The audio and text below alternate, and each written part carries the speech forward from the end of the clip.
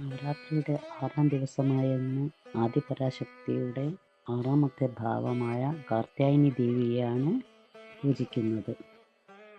സ്കന്ദപുരാണപ്രകാരം മഹിഷാസുരനെ വധിക്കാൻ വേണ്ടി എല്ലാ ദേവന്മാരുടെയും കോപത്തിൽ നിന്നാണ് ദേവി ആവിർഭവിച്ചത്. സിംഹമാണ് ദേവിയുടെ വാഹനം. 4 കൈകളുള്ള ദേവി വലതു കൈകളിൽ വരദമുദ്രയും ഇടതു കൈകളിൽ ഖഡ്ഗവും താമരപ്പൂവും പിടിച്ചിരിക്കുന്നു. കാത്യൻ എന്ന ഒരു ഋഷിപുത്രൻ ഉണ്ടായിരുന്നു. അദ്ദേഹത്തിന് പുത്രിയായി ദേവി തന്നെ അവതരിക്കാൻ വേണ്ടി കഠിന തപസ് തുടങ്ങി. ഇതിൽ സന്തുഷ്ടയായ ദേവി താൻ കാത്യന്റെ പുത്രിയായി പിറക്കും എന്ന വരം നൽകി.